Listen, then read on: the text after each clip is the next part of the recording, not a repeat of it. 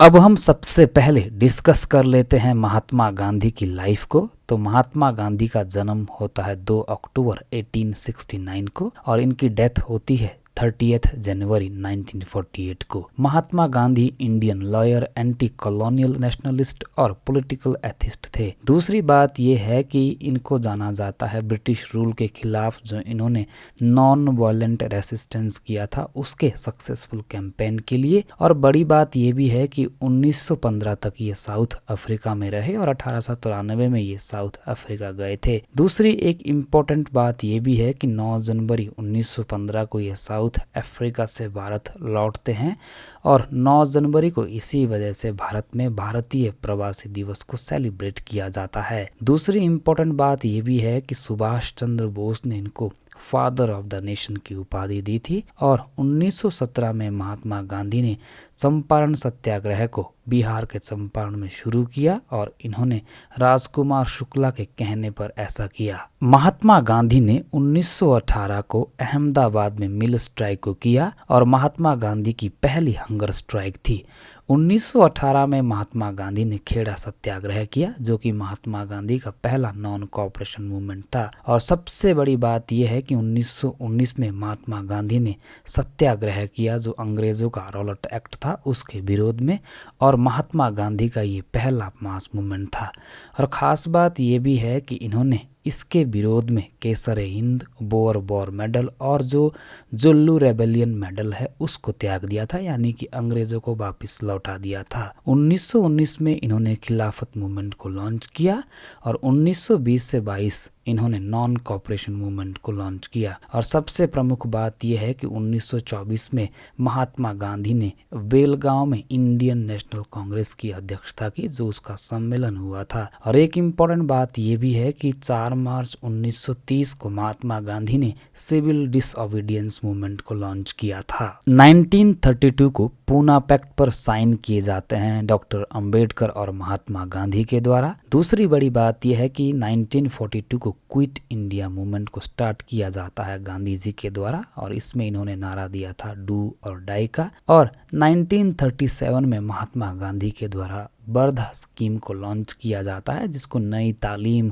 और basic education for all के रूप में जाना जाता है। महात्मा गांधी ने कहा कि जो गवर्नेंस है उसका सेंटर पॉइंट विलेज होना चाहिए जिसको कि ओशियनिक सर्कल थ्योरी कहा जाता है। गोपाल कृष्ण गोखले ने गांधी जी को अपना पॉलिटिकल गुरु माना था। अब हम ये समझ लेते हैं कि महात्मा गांधी की साउथ अफ्रीका में क्या क्या एक्टिविटीज रही है। तो सबसे इम्पोर्टेंट बात यह है कि 1893 को महात्मा गांधी एक मुस्लिम व्यापारी के चचेरे भाई का मुकदमा लड़ने के लिए साउथ अफ्रीका जाते हैं और 1894 को वहां पर इन्होंने नेटल इंडियन कांग्रेस की स्थापना की ताकि वहां पर जो इंडियन ट्रेडर्स है जिनके साथ डिस्क्रिमिनेशन होता था उसके खिलाफ लड़ाई लड़ सके। और सबसे बड़ी बात यह भी है कि 1906 में वहां पर ट्रांसवेल में इन्होंने पहला सत्याग्रह यानी कि सामूहिक सविनय अवज्ञा आंदोलन को शुरू किया।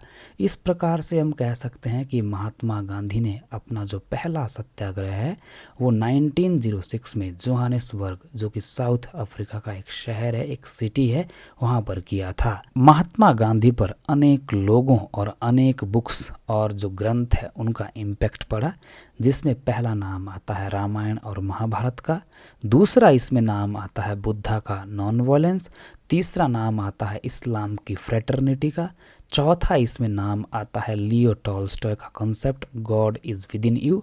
वहीं से महात्मा गांधी ने इस कॉन्सेप्ट को लिया। अगला नाम आता है जॉन रस्किन का जो ब्रेड लेबर है, वहीं से इन्होंने इस कॉन्सेप्ट को लिया। अगला नाम इसमें इम्पोर्टेंट आता है सिविल डिसओबीडियंस जो कि इन्होंने डेविड थॉरो से लिया। नेक्स्ट नाम आता है फिलोसॉफिकल एनार्किज्म का कॉन्सेप्ट जो कि इन्होंने अगेन लियो टॉल्स्टॉय से लिया। और सबसे इम्पोर्टेंट बात ये भी है कि गोपीनाथ धवन ने अपनी प्रमुख कृति the political philosophy of Mahatma Gandhi, इसमें इन्होंने महात्मा गांधी को फिलोसॉफिकल एनार्किस्ट कहा। महात्मा गांधी ने अपने जीवन में कुछ इम्पोर्टेंट आश्रम्स को एस्टैब्लिश किया जो कि आपके एग्जाम के लिए बहुत इम्पोर्टेंट है। तो इसमें पहला आश्रम आता है फोनिक्स सेटलमेंट, जो कि इन्होंने 1904 में एस्टैब्लिश किया था और दक्षिण अफ्रीका के जोहानिसबर्ग में एस्टैब्लिश किया था। दूसरा इसमें आता है टॉलस्टॉय फार्म, जो कि इन्होंने 1910 को एस्टैब्लिश किया था दक्षिण अफ्रीका में अगेन। अगला फार्म या फिर आश्रम आता है कोचरब आश्रम, जो कि इन्होंने 1915 में गुजरात के कोचरब में एस्टैब्लिश किया था। और इसमें अगला आता है साबरमती आश्रम, जो कि 1915 में इन्होंने अगेन गुजरात के साबरमती में एस्टैब्लिश किया था। और इसमें अगला लास्ट आता है सेवाग्राम आश्रम, जो कि इन्होंने महाराष्ट्र के वर्धा में 1936 को एस्टैब्लिश किया था। अब हम महात्मा गांधी की इम्पोर्टेंट जो वर्क्स है, जो कृतियां हैं, उनको डिस्कस कर लेते हैं। तो इसमें पहला नाम आता है हिंद स्वराज का, जो कि 1909 को पब्लिश होती है और इसको इंडियन होम रूल के नाम से भी जाना जाता है। तो इस किताब की खास बात यह है कि इन्होंने इसमें वेस्टर्न सिविलाइजेशन को क्रिटिसाइज किया है और इसको डार्क एज के रूप में संबोधित किया है। दूसरी बड़ी बात यह है कि इसमें इन्होंने ब्रिटिश पार्लियामेंट की आलोचना की है और इसको वेरन वुमेन के रूप में देखा है। इस कृति को इन्होंने संवाद शैली में लिखा है और ये जो प्लेटो के डायलॉग्स हैं या फिर रिपब्लिक है, वहाँ से इंस्पायर है। दूसरी प्रमुख बात ये है कि इन्होंने बुक लिखी फ्रीडम्स बैटल। अगली बुक इनकी आती है the story of my experiment with truth. अगली बुक आती है the idea of my dreams और अगली आती है की टू हेल्थ, जो कि 1948 को पब्लिश होती है। और विचारणीय बात यह भी है कि महात्मा गांधी ने प्लेटो का जो मेजर वर्क है द अपोलॉजी, इसको इन्होंने अनुवाद किया, ट्रांसलेट किया एज सत्यवीर की कथा के रूप में। इसके अलावा महात्मा गांधी की अन्य कृतियां भी रही है, जिनमें पहला नाम आता है खादी का, दूसरा नाम आता है सर्वोदय का, तीसरा नाम आता है सत्याग्रह का और चौथा नाम आता है गीता बोध का। इसके अलावा इनकी कृति non violence in peace and war भी रही है। और नोट करने वाली बात ये भी है कि इनकी कुछ मैगजीन्स और न्यूज़पेपर रहे हैं जिनके साथ ये जुड़े रहे, जिनमें पहला नाम आता है इंडियन ओपिनियन का, जो कि साउथ अफ्रीका के डरबन में पहली बार ये प्रकाशित हुई 1903 को। दूसरा नाम आता है यंग इंडिया का, जो कि 1919 में पहली बार प्रकाशित हुई। दूसरा नाम आता है हरिजन, जो कि 1933 में ये इंग्लिश में प्रकाशित हुई। और अगला नाम आता है नवजीवन का, जो कि 1947 को प्रकाशित हुई गुजराती में। और अगला नाम आता है हरिजन सेवक और लास्ट नाम आता है हरिजन बंधु। गांधी जी के ऊपर अनेक विचारकों ने राइटिंग्स लिखी, लेखन किया। तो इनके ऊपर ऐसी कृतियां हैं जो काफ़ी ज़्यादा एग्जाम में पूछी जाती है। तो स्क्रीन में जितनी भी आपको ये कृतियां दिखाई दे रही है, आप अच्छे से नोट कर लें, क्योंकि इनको अक्सर एग्जाम में पूछा जाता है। इस वजह से ये सारी की सारी बड़ी इम्पोर्टेंट है। अब हम महात्मा गांधी के पॉलिटिकल थॉट को डिस्कस कर लेते हैं। तो इनमें पहला थॉट आता है 3 point programme of Mahatma Gandhi. तो इसमें पहला पॉइंट आता है यूज ऑफ चरखा, दूसरा पॉइंट आता है एवोल्यूशन ऑफ अनटचेबिलिटी और तीसरा पॉइंट आता है हिंदू मुस्लिम यूनिटी। वहीं इनका अगला कॉन्सेप्ट आता है सर्वोदय का। तो इन्होंने कहा कि जो सर्वोदय है वो मैंने जॉन रस्किन से लिया है। जॉन रस्किन का जो कॉन्सेप्ट था अनटू द लास्ट, वहाँ से इन्होंने अपने आप को इंस्पायर किया। और सबसे बड़ी बात यह है कि जो सर्वोदय है इसका मतलब होता है अपलिफ्टमेंट ऑफ ऑल, अर्थात सभी वर्ग, सभी तरह के लोग, सभी जातियों के, सभी धर्मों के लोगों का विकास होना, उत्थान होना, डेवलपमेंट होना। और ख़ास बात ये भी है कि इसमें ये बोलते हैं कि जो ग्रामीण स्वराज है वो होना चाहिए। और ये बेसिकली एक प्रकार का गांधीयन सोशलिज्म है। महात्मा गांधी का अगला कॉन्सेप्ट आता है स्वराज का। तो स्वराज के बारे में इन्होंने ये कहा कि स्वराज ब्रिटिश जो पार्लियामेंट है उसका उपहार नहीं होगा, बल्कि ये भारत की अपनी खुद की आत्म अभिव्यक्ति की घोषणा होगी। दूसरी बड़ी बात यह है कि ये कहते हैं कि स्वराज का मतलब होता है जो फॉरेन रूल होता है उससे भारत की पॉलिटिकल, कल्चरल और जो मॉरल इंडिपेंडेंस है वो होनी चाहिए।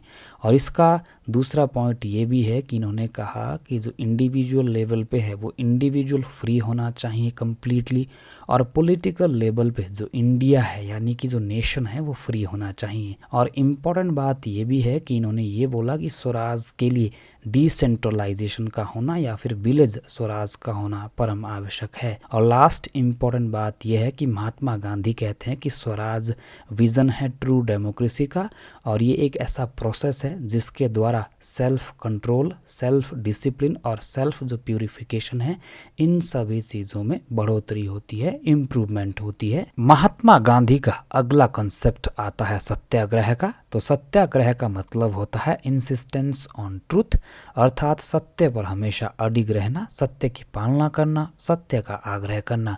दूसरी इम्पोर्टेंट बात यह है कि महात्मा गांधी ने कहा कि सत्याग्रह पावरफुल व्यक्ति जो होते हैं, पावरफुल जो पर्सन होते हैं, उनका ये वेपन होता है, टूल होता है। जो कायर या फिर जो कमज़ोर लोग होते हैं वे कभी भी सत्याग्रह का अनुसरण नहीं कर सकते हैं। तीसरी इम्पॉर्टेंट बात यह है कि महात्मा गांधी ने कहा कि हमें हमेशा सत्य की पालना करनी चाहिए और किसी भी व्यक्ति को हार्म नहीं करना चाहिए, नुकसान नहीं पहुंचाना चाहिए। इसमें अगली इम्पॉर्टेंट बात ये आती है कि इसमें दो प्रकार के सत्याग्रह की इन्होंने बात की। पहला है नॉन कॉपरेशन और दूसरा है सिविल डिसओबीडियंस। और इम्पॉर्टेंट बात ये भी है कि सत्याग्रह की कुछ टेक्निक्स होती है, जैसे non cooperation, strike, fasting, civil disobedience, self suffering, social boycott, negotiation, picketing, so on. अब हम इस बात को भी समझ लेते हैं कि गांधी जी की रिलीजियन और पॉलिटिक्स के ऊपर क्या विचार रहे हैं। तो गांधी जी ने फेमसली कहा था कि politics without religion is like death, जिसका मतलब ये है कि धर्म राजनीति में होना अनिवार्य है, क्योंकि धर्म के बिना राजनीति मृत्यु के समान है। दूसरी बड़ी बात यह है कि इन्होंने कहा कि धर्म वह होता है जो धारण करने योग्य होता है, यानी कि जिसको अपनी लाइफ में उतारा जा सके वही धर्म है। और इन्होंने सर्वधर्म समभाव का विचार दिया, जिसका मतलब ये होता है कि हमें सभी धर्म को स्पेस देना चाहिए, आदर देना चाहिए, रिस्पेक्ट देनी चाहिए। और ख़ास बात यह है कि इन्होंने अपने बारे में ये कहा कि मैं राजनीतिज्ञों में संत हूँ व संतों में राजनीतिज्ञ हूँ। और सबसे इम्पोर्टेंट बात यह है, अगर हम कंक्लूड के रूप में कहें, कि इन्होंने पॉलिटिक्स का स्पिरिचुअलाइजेशन किया। गांधी जी का नेक्स्ट कॉन्सेप्ट आता है ट्रस्टीशिप का कॉन्सेप्ट, जिसमें ये कहते हैं कि व्यक्ति संपत्ति का मालिक नहीं होगा, बल्कि जो पूरी ट्रस्टी है वो संपत्ति की मालिक होगी। दूसरे अर्थों में हम ये कह सकते हैं कि जो संपत्ति है वो व्यक्तिगत होगी, परंतु उपयोग सभी करेंगे। और ख़ास बात ये भी है कि इसमें कुछ डोनेशंस होते हैं या डोनेशन के प्रकार होते हैं, जैसे लेबर डोनेशन होता है, प्रॉपर्टी डोनेशन होता है, लैंड डोनेशन होता है, विलेज डोनेशन होता है, जिसको आप सिंपल हिंदी में कह सकते हैं श्रमदान, संपत्ति दान, भूमि दान और ग्राम दान।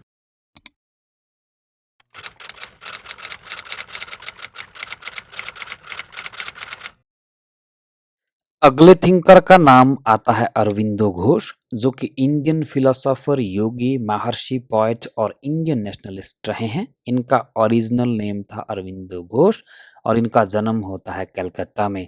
1905 में इन्होंने क्रिटिक किया मॉडरेट्स जो कांग्रेस के अंदर थे उसका, और इसका क्रिटिक इन्होंने अपने जो वीकली पेपर था जिसका नाम था वंदे मातरम, इसके अंतर्गत किया।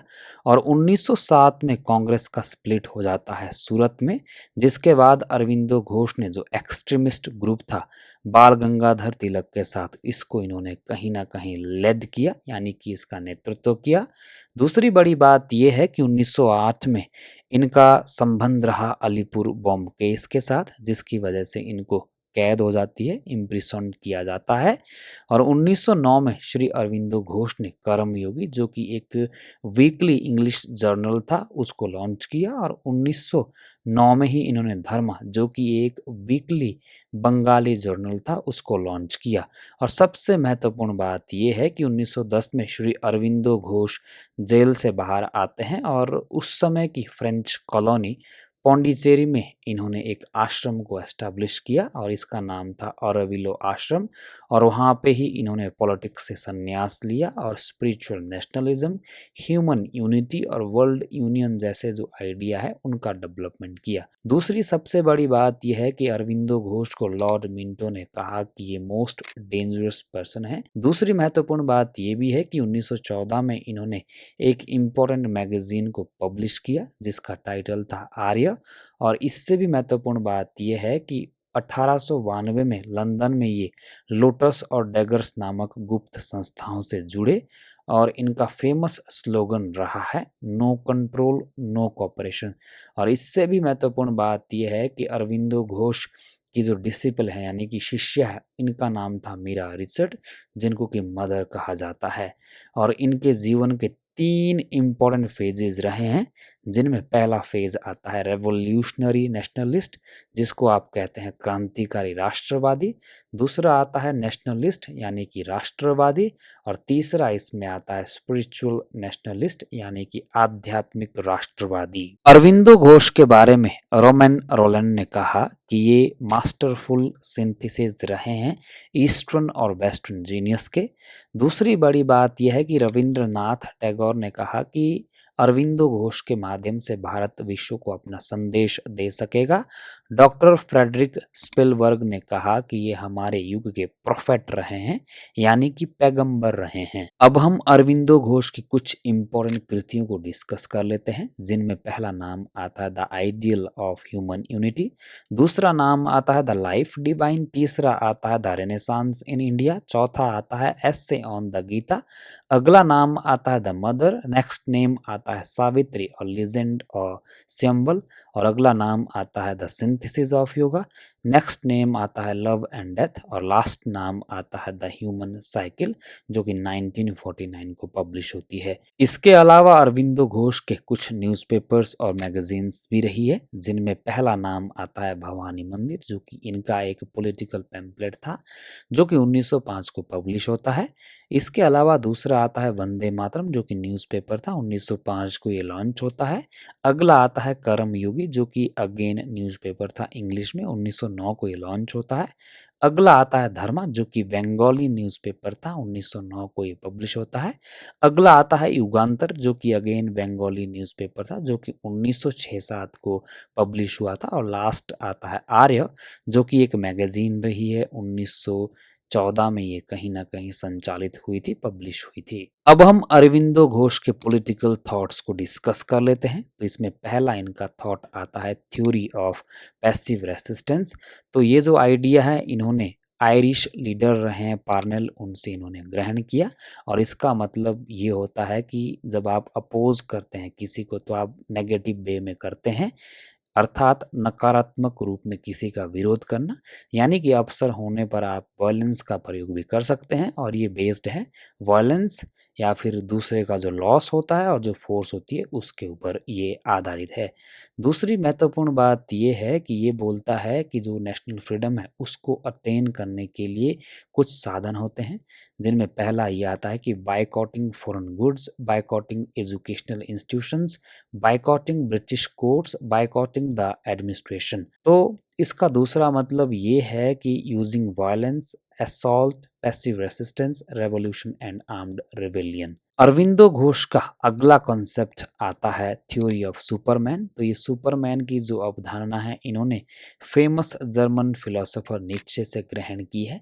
और इसका मतलब इन्होंने ये बोला है कि अतिमानव यानी कि जो सुपर ह्यूमन है, इसका सच्चे अर्थ में भगवान श्री कृष्ण ने गीता में बताया है, यानी कि इसका अर्थ भगवान श्री कृष्ण ने भगवत गीता में दिया है, जिसका मतलब होता है स्थित प्रज्ञ मानव, अर्थात जो भगवान श्री कृष्ण स्वयं है। यानी कि एक ऐसा व्यक्ति होना चाहिए जहाँ पर सोसाइटी सबसे पहले ऐसी हो जो स्पिरिचुअल सोसाइटी हो, यानी कि आध्यात्मिक समाज हो, और वहाँ का जो व्यक्ति होगा वो आत्मज्ञान यानी कि सेल्फ नॉलेज के साथ साथ विश्व का ज्ञान भी रखता हो। जो बात कहीं ना कहीं सोक्रेटिस ने कही थी सेल्फ नॉलेज की, आत्मज्ञान की, वो बात श्री अरविंदो घोष भी यहाँ पर कह रहे हैं। और साथ में जो वर्ल्डली अफेयर्स है वो भी रखता हो, जैसे कि प्लेटो ने कहा था। वहीं अगला इनका कॉन्सेप्ट आता है कल्चरल नेशनलिज्म। तो ये भी इनकी बहुत बड़ी देन है। इन्होंने कहा कि जो कल्चरल नेशनलिज्म है ये पॉलिटिकल मूवमेंट नहीं होता है सिर्फ, बल्कि रिलीजियस होता है, धार्मिकता इसके साथ जुड़ी है, इसीलिए इसको कल्चरल नेशनलिज्म कहा जाता है और इसको स्पिरिचुअल नेशनलिज्म भी कहा जाता है। दूसरी सबसे बड़ी बात यह है कि ये कहते हैं कि जो नेशनलिज्म था ये भारतीयों के लिए कहीं ना कहीं एक धार्मिक कार्य था, क्योंकि ये ईश्वर की इच्छा के लिए किया गया कार्य के समान था। और दूसरी महत्वपूर्ण बात ये है कि इन्होंने कहा कि जो नेशनलिज्म है ये बेसिकली फॉर्म ऑफ गॉड होता है, इसीलिए जो नेशनलिज्म है ये इमॉर्टल होता है, यानी कि अमर होता है। तो इनके विचार कहीं ना कहीं हिगल से मिलते जुलते हैं। जिस तरह से हिगल ने कहा कि राज्य धरती पर ईश्वर का अवतरण होता है, आगमन होता है, मार्च होता है, उसी तरीके से इन्होंने भी ये कहा कि राष्ट्रवाद भी ईश्वर का रूप है जो कि अमर है, इमॉर्टल है। अरविंदो घोष का नेक्स्ट कॉन्सेप्ट आता है the theory of human cycle. तो सबसे बड़ी बात यह है कि the theory of human cycle का जो कॉन्सेप्ट है इन्होंने द ह्यूमन साइकिल बुक में दिया, जो कि 1949 को पब्लिश हुई थी। और इससे भी महत्वपूर्ण बात यह है कि इन्होंने इस कॉन्सेप्ट को लिया जर्मनी के प्रसिद्ध विद्वान कार्ल गॉथर्ड लैम्प्रेस से, जिन्होंने कल्चर साइकिल थ्योरी दी थी और वहां से इंस्पायर होकर ही इन्होंने ये कॉन्सेप्ट दिया था। दूसरी महत्वपूर्ण बात यह है कि इसको जाना जाता है इंटीग्रल थ्योरी ऑफ डेवलपमेंट। और इससे भी महत्वपूर्ण बात यह है कि इन्होंने कहा इस कॉन्सेप्ट के अंतर्गत कि जो भी होता है वो ईश्वर की मर्जी से होता है, दुनिया चल रही है, चलायमान है, वो सिर्फ ईश्वर की मर्जी से है, और जो कुछ होता है वो ईश्वर की इच्छा का परिणाम होता है।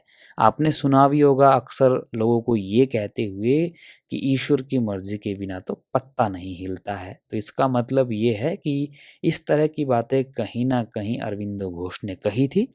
और ये उदाहरण भी देते हैं जिसमें ये कहते हैं कि भारत अंग्रेजों के अधीन रहा, गुलाम रहा, तो ये कहीं ना कहीं ईश्वर की मर्जी थी, इसीलिए ऐसा हुआ। और सबसे बड़ी बात यह भी है कि इसको जाना जाता है स्पिरिचुअल डिटर्मिनिज्म और डिवाइन जस्टिस थ्योरी, यानी कि आध्यात्मिक नियतिवाद और जो दैवीय न्याय सिद्धांत है उसके नाम के रूप में भी ये जाना जाता है।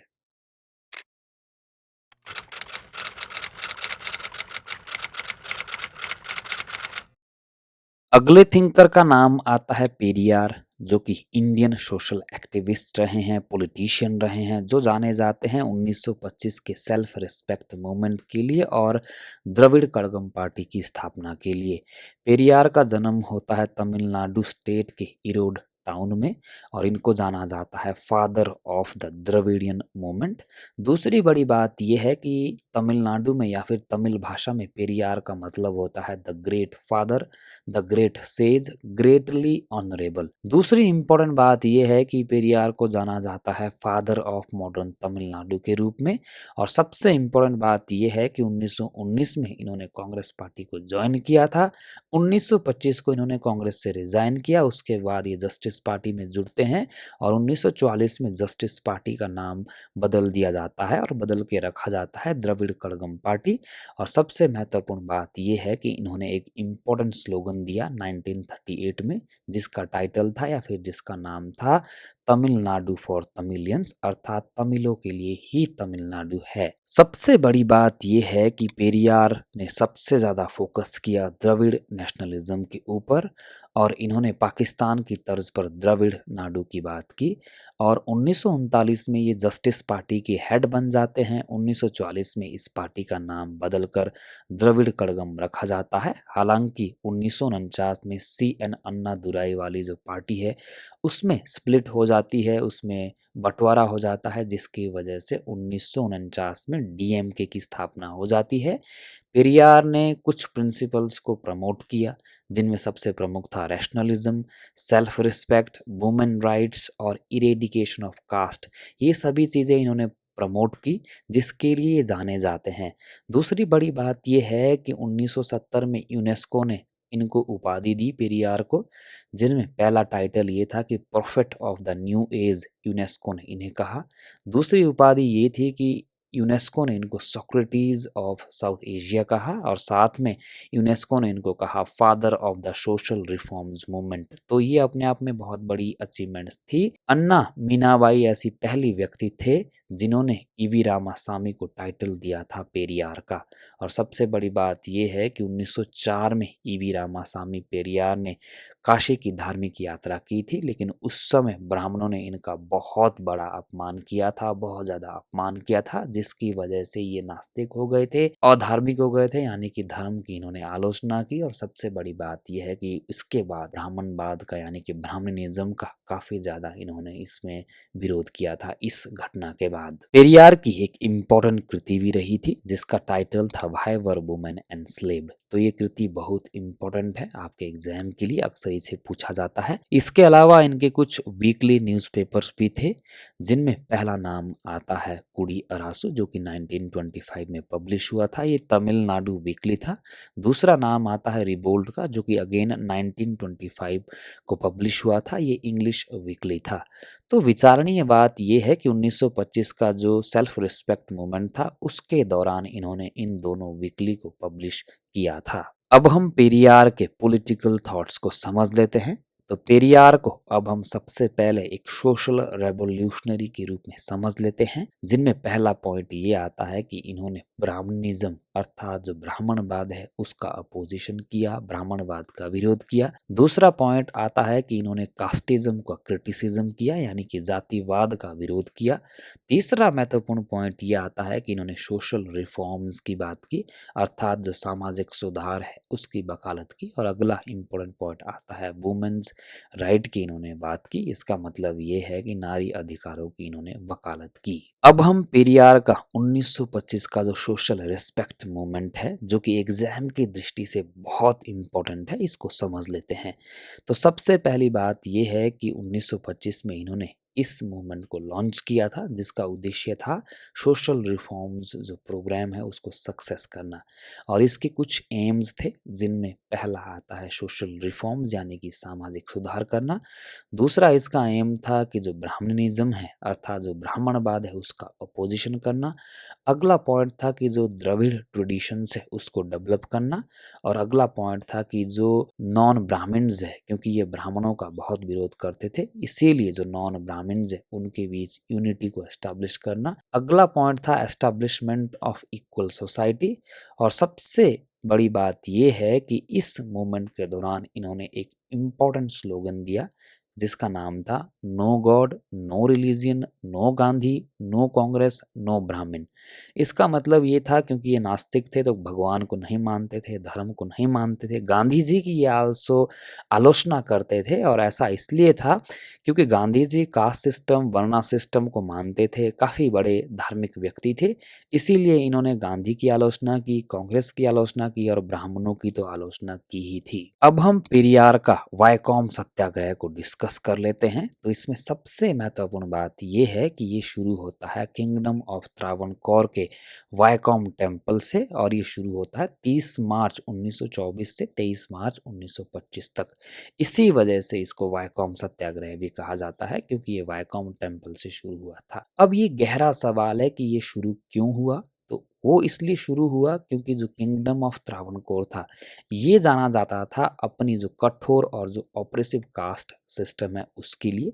अतः इसका मतलब ये हुआ कि इसको शुरू किया गया था जो वहाँ पर ऑपरेसिव या फिर जो रिजिड कास्ट सिस्टम थी उसको ख़त्म करने के लिए। और एक इम्पोर्टेंट बात ये भी थी कि इसको लेड किया गया था, इसका जो कैंपेन है उसका नेतृत्व किया गया था अनेक कांग्रेस के नेता थे, जिनमें नाम आता है टी.के. माधवन, के. कैल्पन, के. पी. केशव मेनन।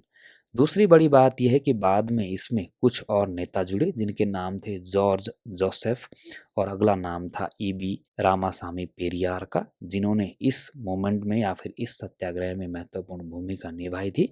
इसीलिए इनके जो प्रशंसक है या जो लोग हैं, उन्होंने इनको एक उपाधि दी और इनको वायकॉम का नायक कहा। पेरियार के कुछ अन्य थॉट्स भी रहे हैं, जिनके ऊपर विचार करना आपके लिए महत्वपूर्ण है। तो इनमें पहला थॉट ये था कि इन्होंने एथीज्म यानी कि जो निरीश्वरवाद है अर्थात ये ईश्वर को नहीं मानते थे, उसके ये बहुत बड़े एडवोकेटर रहे हैं, स्पोक्समैन रहे हैं। दूसरी महत्वपूर्ण बात ये है कि रेडिकल थॉट थे इनके, क्योंकि इन्होंने जिस तरह से इक्वल सोसाइटी की बात की, कास्ट सिस्टम को रिमूव करने की बात की, द्रविड़ जो मूवमेंट है उसको इन्होंने चलाया, द्रविड़ जाति का जो गौरव है उसके उत्थान की बात की, हिंदी का विरोध किया। तो इस तरह से आप कह सकते हैं कि इनके जो विचार थे वो कहीं ना कहीं रेडिकल लिबरल थे। अगला पॉइंट ये आता है कि ये फाउंडर रहे हैं एंटी हिंदी मूवमेंट के, क्योंकि हिंदी भाषा का इन्होंने विरोध किया, इन्होंने संस्कृत भाषा का विरोध किया, क्योंकि ये कहते थे कि जो द्रविड़ जाति है, द्रविड़ कास्ट है या जो द्रविड़ कल्चर है उसका उत्थान हो, और उसके उत्थान के लिए ज़रूरी है कि ब्राह्मण के साथ साथ जो इनकी भाषा रही है संस्कृत, हिंदी, उसको भी कहीं न कहीं दबाया जाए, कुचला जाए, उसका भी विरोध किया जाए। और अगला इम्पोर्टेंट पॉइंट ये था कि इन्होंने कांग्रेस और गांधी की आलोचना की।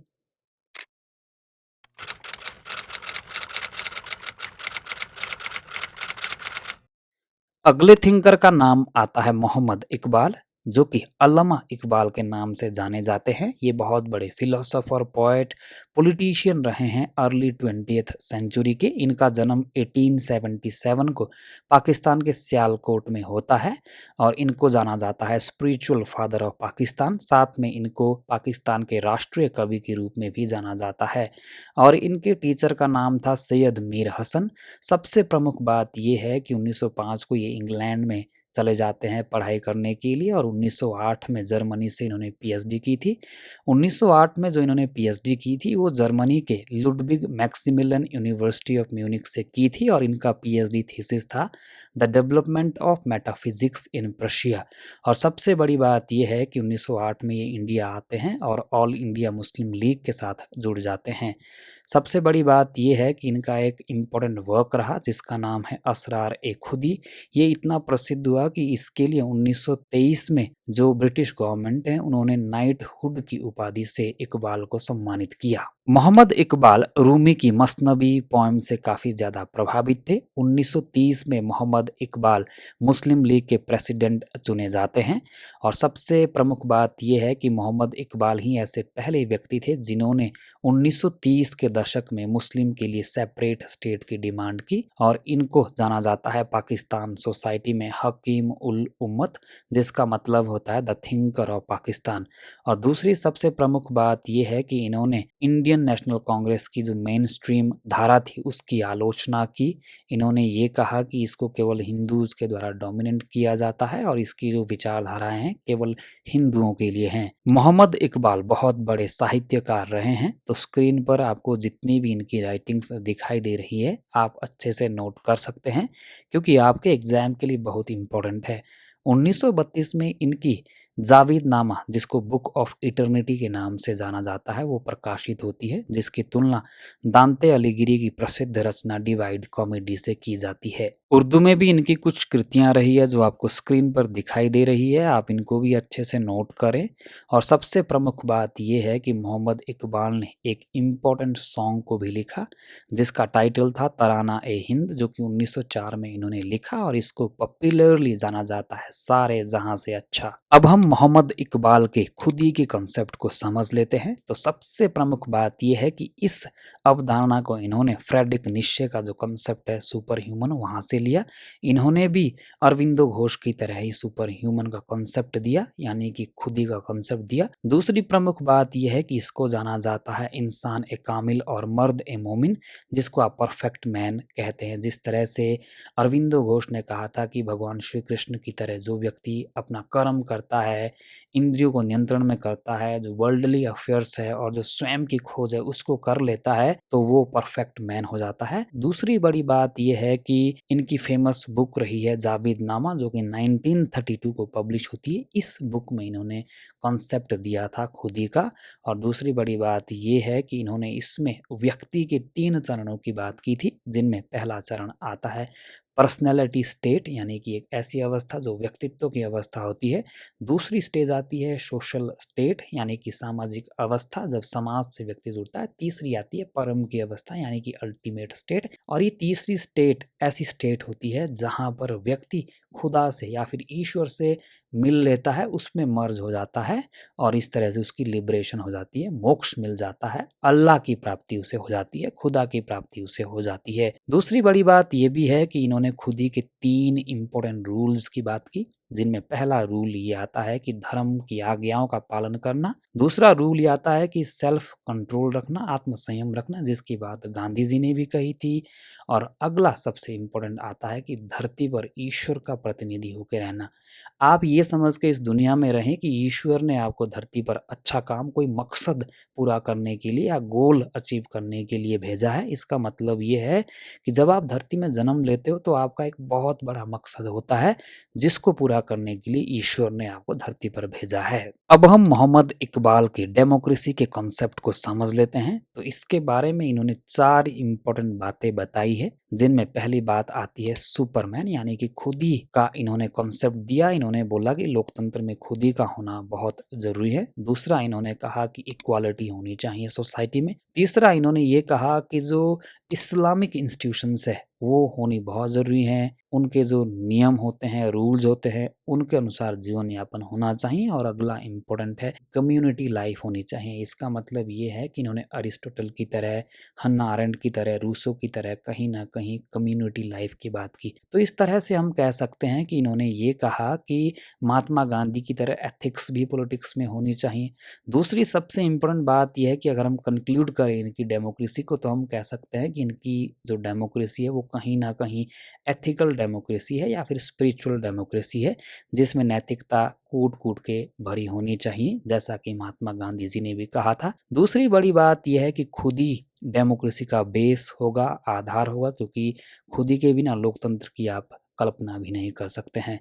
और अगली इम्पोर्टेंट बात यह है कि डेमोक्रेसी में कोई रेसिज्म नहीं होगा, मेजोरिटेरियनिज्म नहीं होगा, यहाँ पर सिर्फ कम्युनिटी लाइफ होगी। और सबसे बड़ी बात यह है कि मार्क्स की तरह हाईली इगैलिटेरियन सोसाइटी होगी। अब हम लास्ट में मोहम्मद इकबाल के कुछ अन्य कॉन्सेप्ट्स को समझ लेते हैं, जो कि अगेन आपके एग्जाम के लिए बहुत इंपॉर्टेंट है। तो पहला कॉन्सेप्ट ये है कि इन्होंने कैपिटलिज्म की आलोचना की। दूसरा कॉन्सेप्ट ये है कि इन्होंने थियोक्रेसी यानी कि धर्मतांत्रिक राज्य का समर्थन किया। अगला कॉन्सेप्ट आता है कि इन्होंने ये बोला कि रिलीजन और पॉलिटिक्स एक नहीं हो सकते हैं, दोनों के अलग अलग लक्ष्य है। इसीलिए हमेशा से जो पॉलिटिक्स है, रिलीजन है, उनके बीच डाइकोटोमी पाई जाती है, डायलेक्ट पाया जाता है, द्वंद्व पाया जाता है। इनका अगला कॉन्सेप्ट था Mokri of the league of nation. इन्होंने लीग ऑफ नेशन की आलोचना की, उसका मजाक उड़ाया। अगला कॉन्सेप्ट था कि इन्होंने नेशनलिज्म की भी आलोचना की। इन्होंने ये कहा कि राष्ट्रवाद कोई अच्छी चीज़ नहीं है, बल्कि हमें तो इस्लामीकरण करना है दुनिया का, पूरे विश्व में हमें इस्लाम को फैलाना है, क्योंकि पूरी दुनिया हमारी है। अगला इनका कॉन्सेप्ट रहा कि इन्होंने सोशलिज्म की भी आलोचना की। इन्होंने बोला कि समाजवाद भी कोई बहुत अच्छी चीज़ नहीं है, बल्कि हमें एक ऐसे लोकतंत्र को स्थापित करना है जहाँ पर खुद ही हो। और अगला इनका कॉन्सेप्ट रहा इगैलिटेरियन सोसाइटी। मार्क्स की तरह इन्होंने समतावादी समाज की वकालत की। और अगला इनका कॉन्सेप्ट रहा है कि इन्होंने स्पिरिचुअल डेमोक्रेसी की बात की, जिसका आधार खुद ही होगा, जहाँ पर कोई रेसिज्म नहीं होगा, जहाँ पर केवल एक ऐसी सोसाइटी होगी जो समान होगी, इगैलिटेरियन होगा, जहाँ पे यानी कि समतावादी समाज होगा।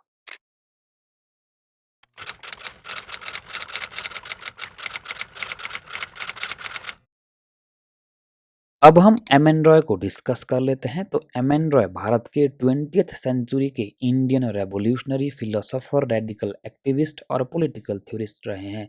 खास बात यह है कि इनका मूल नाम नरेंद्र नाथ भट्टाचार्य था। और इससे भी इम्पोर्टेंट बात यह है कि ये इंडिपेंडेंस इंडिया तक भारत के कम्युनिस्ट नेता रहे हैं, जो कि बहुत प्रसिद्ध थे, फेमस थे। दूसरी बात ये भी है कि 1916 में ये सैन फ्रांसिस्को पहुंच जाते हैं, वहां पर अपना नाम चेंज कर लेते हैं और एम एन रॉय के नाम से प्रसिद्ध हो जाते हैं। इन्होंने 1917 में मैक्सिकन सोशलिस्ट वर्कर्स पार्टी की स्थापना की, जिसका 1919 में नाम बदल कर रखा जाता है मैक्सिकन कम्युनिस्ट पार्टी। दूसरी बड़ी बात यह है कि 1925 में इन्होंने कम्युनिस्ट पार्टी ऑफ इंडिया की स्थापना में महत्वपूर्ण भूमिका अदा की थी। और ये भी एक इम्पोर्टेंट बात है कि 1926 के अंत तक उन्हें कम्युनिस्ट इंटरनेशनल की कार्यकारी समिति में शामिल कर लिया गया था, लेकिन 1929 में उन्हें कम्युनिस्ट जो इंटरनेशनल था वहां से निष्कासित कर दिया गया था, यानी कि हटा दिया गया था। और एक इम्पोर्टेंट बात यह है कि 1936 में इन्होंने इंडियन नेशनल कांग्रेस को ज्वाइन किया था, लेकिन इन्होंने कांग्रेस को 1940 में ही छोड़ दिया था। और 1940 में इन्होंने रेडिकल डेमोक्रेटिक पार्टी की स्थापना की थी। एम.एन. रॉय की लाइफ को हम 4 भागों में बांट सकते हैं, जिनमें पहला भाग आता है मिलिटेंट नेशनलिस्ट, दूसरा भाग आता है मार्क्सिस्ट, तीसरा भाग इसमें आता है मॉडिफाइड मार्क्सिस्ट और चौथा इसमें आता है रेडिकल ह्यूमनिस्ट। एम.एन. रॉय को 1910 के हावड़ा सिपुर कॉन्स्पिरेसी केस और कानपुर कॉन्स्पिरेसी केस 1924 में जो हुआ था उसकी वजह से जेल में जाना पड़ा। इन्होंने 1857 का जो रिवोल्ट था इसको फ्यूडल रेवलियन कहा। अगली महत्वपूर्ण बात यह है कि 1936 में इन्होंने कांग्रेस के अंदर ही लीग ऑफ रेडिकल कांग्रेसमैन की स्थापना की। अगली इंपॉर्टेंट बात यह है कि 1940 में एम.एन. रॉय ने मौलाना आज़ाद के खिलाफ कांग्रेस प्रेसिडेंशियल चुनाव लड़ा, लेकिन हार हो जाती है। इसके बाद इन्होंने कांग्रेस को छोड़ दिया था और 1940 में इन्होंने रेडिकल डेमोक्रेटिक पार्टी की स्थापना की थी, जिसकी वजह से इन्होंने ऑर्गेनाइज्ड डेमोक्रेसी की बात की और साइंटिफिक पॉलिटिक्स की बात की, जिसको कि जैकोवियनिज्म ऑफ द 20th सेंचुरी कहा जाता है। और सबसे बड़ी बात यह है कि 1948 के बाद इन्होंने न्यू ह्यूमनिस्ट के विचार रखे, न्यू ह्यूमनिज्म का आइडिया इन्होंने दिया और इन्होंने पार्टीलेस डेमोक्रेसी की बात की। और सबसे बड़ी बात यह है कि जीवन के आखिरी पड़ाव में ये इंडियन रेनेसांस इंस्टीट्यूट देहरादून में जो था, जो कि इन्होंने खुद एस्टेब्लिश किया था, वहाँ रहते हैं और वहाँ रहते हुए 1954 को इनकी डेथ हो जाती है। एम.एन. रॉय का लिटरेचर बहुत व्यापक रहा है। तो इनकी पहली कृति आती है इंडिया इन ट्रांजिशन, दूसरी आती है India's problem and their solutions, अगली आती है 1 year of non cooperation from Ahmedabad to Gaya, अगली आती है the future of Indian politics, next आती है revolution and counter revolution in China, अगली आती है materialism and outline of the history of scientific thought, next आती है साइंटिफिक पॉलिटिक्स, अगली आती है the problem of freedom, next आती है न्यू ह्यूमनिज्म और मैनिफेस्टो और अगली आती है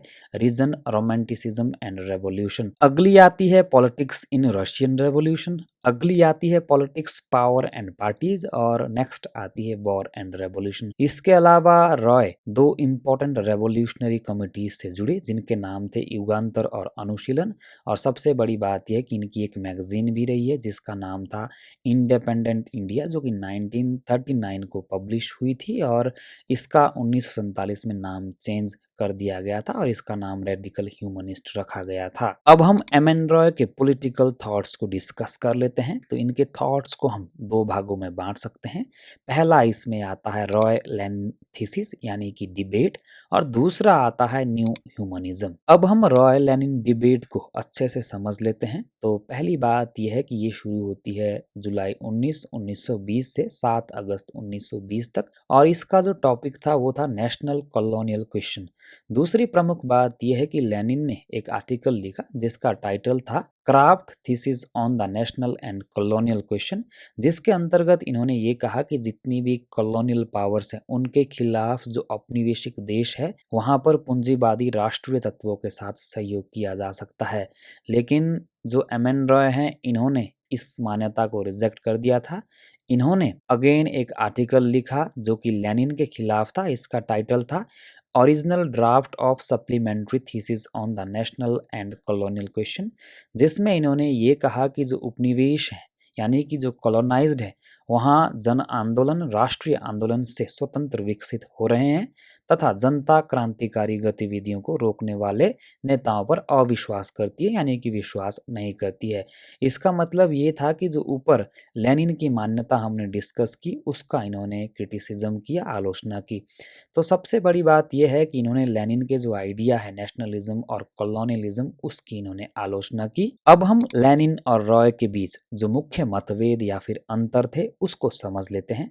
तो पहली प्रमुख बात यह है कि इन्होंने यानी कि लेनिन ने ये कहा कि जो नेशनलिज्म है और जो डीकोलोनाइजेशन है उसमें रोल ऑफ बर्जुआजीज क्लास होगा यानी कि बर्जुआ वर्ग की भूमिका होगी, जबकि दूसरी तरफ एम.एन. रॉय ने ये कहा कि इसमें जो भूमिका होगी वो प्रोलेटरिएट क्लास की होगी और जो पैटी बर्जुआजीज है उसकी होगी। दूसरा एक प्रमुख अंतर ये था कि लेनिन ने कहा कि कम्युनिस्ट पार्टी की बड़ी भूमिका होगी, जबकि रॉय ने ये कहा कि कम्युनिस्ट पार्टी की कोई भूमिका नहीं होगी। तीसरा प्रमुख अंतर ये था कि लेनिन का जो कम्युनिज्म था वो इंटरनेशनल कम्युनिज्म था, क्योंकि लेनिन कम्युनिज्म को विश्व स्तर पे या फिर अंतर्राष्ट्रीय स्तर पर फैलाना चाहते थे, जबकि एम.एन. रॉय का जो कम्युनिज्म था वो इंडियन पर्सपेक्टिव में था। अब हम रॉय के प्रमुख आइडिया न्यू ह्यूमनिज्म को अच्छे से डिस्कस कर लेते हैं। तो 1947 में इनकी बुक पब्लिश होती है जिसका टाइटल था न्यू ह्यूमनिज्म और मैनिफेस्टो, जिसमें इन्होंने न्यू ह्यूमनिज्म का कॉन्सेप्ट दिया और इसको जाना जाता है रेडिकल ह्यूमनिज्म और साइंटिफिक ह्यूमनिज्म के नाम से। और इसके 3 इंपॉर्टेंट एलिमेंट्स की इन्होंने बात की, जिसमें पहला इसमें आता है रीजन, दूसरा आता है फ्रीडम, तीसरा आता है मोरालिटी। अब हम एम.एन. रॉय के न्यू ह्यूमनिज्म की प्रमुख विशेषताओं को समझ लेते हैं। तो इसकी पहली विशेषता ये है कि इन्होंने पार्टीलेस डेमोक्रेसी की बात की। दूसरी प्रमुख विशेषता ये है कि इन्होंने पार्लियामेंट्री डेमोक्रेसी की आलोचना की। तीसरी प्रमुख विशेषता ये है कि इन्होंने ये बोला कि आइडियोलॉजीज में मुझे कोई भरोसा नहीं है। अगली विशेषता ये है कि इन्होंने इसके अंतर्गत डायरेक्ट डेमोक्रेसी की बात की। नेक्स्ट फीचर ये आती है कि इन्होंने ऑर्गेनाइज्ड डेमोक्रेसी या फिर रेडिकल डेमोक्रेसी की बात की। अगली फीचर ये आती है कि इन्होंने इंडिविजुअल फ्रीडम के ऊपर बहुत ज़्यादा फोकस किया। अगली फीचर आती है कि इन्होंने कॉस्मोपॉलिटनिज्म यानी कि जो विश्व नागरिकता है उसके ऊपर भरोसा जताया। और अगली फीचर ये है कि इन्होंने इंडिविजुअलिज्म के ऊपर ध्यान दिया।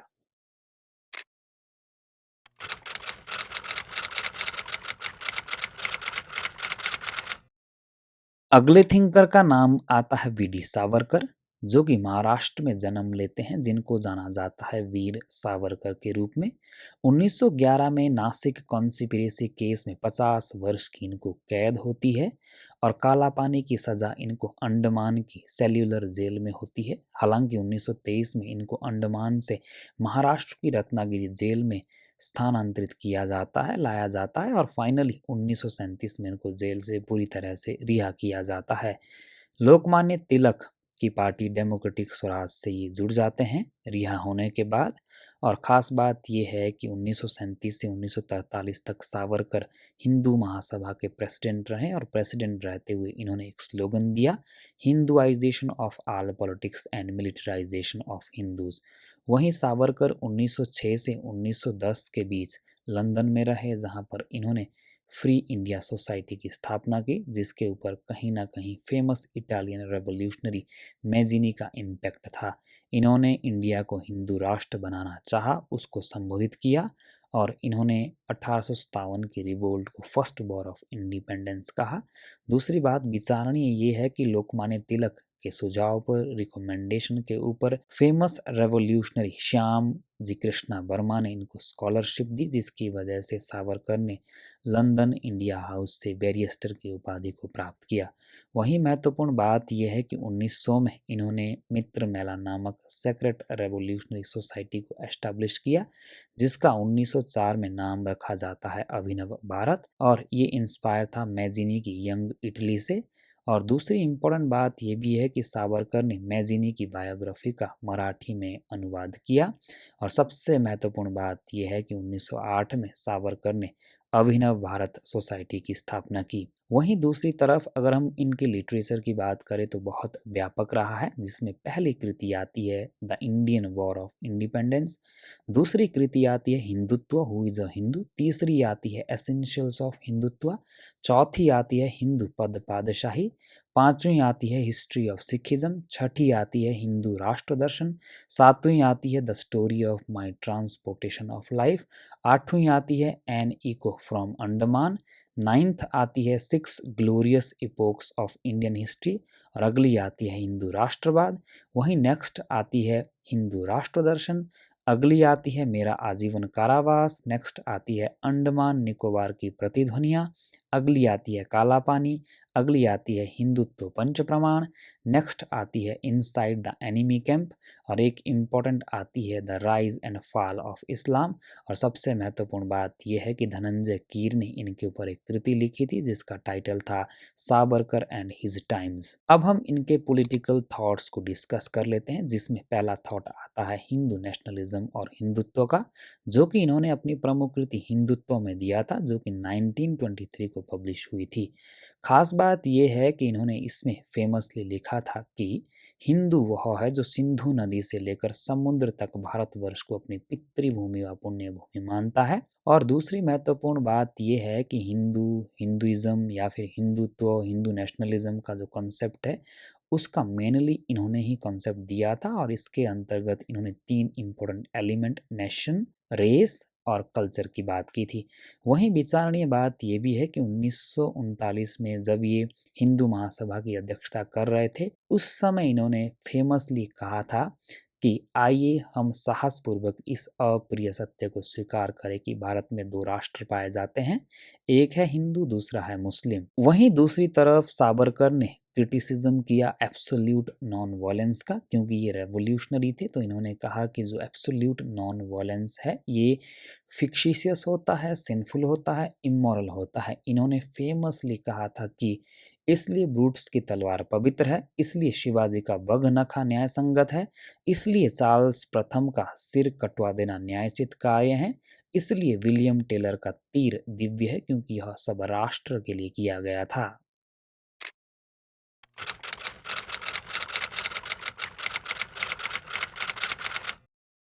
अब हम डॉक्टर बी आर अम्बेडकर को अच्छे से डिस्कस कर लेते हैं। तो doctor B R Ambedkar Indian jurist, economist, social reformer और पॉलिटिकल लीडर रहे हैं, जिन्होंने इंडियन कॉन्स्टिट्यूशन के ऊपर बनी ड्राफ्टिंग कमेटी को हेड किया था। खास बात यह भी है कि इन्होंने इंडिया के पहले लॉ मिनिस्टर के रूप में काम किया, जस्टिस मिनिस्टर के रूप में काम किया नेहरू के अंतर्गत। दूसरी बड़ी बात यह भी है कि इन्होंने हिंदू धर्म को त्याग दिया और दलित मूवमेंट को शुरू किया। इनका जन्म होता है मध्य प्रदेश के महू में। अगली महत्वपूर्ण बात यह है कि इनको जाना जाता है principal architect of the Indian constitution and independent India's first law minister. और सबसे प्रमुख बात यह है कि महाराजा बड़ौदा की फाइनेंशियल असिस्टेंट की वजह से इन्होंने अपनी higher education school of economics London से की और साथ में इन्होंने यूनाइटेड स्टेट्स की जो कोलंबिया यूनिवर्सिटी है वहाँ से अपनी पीएचडी की।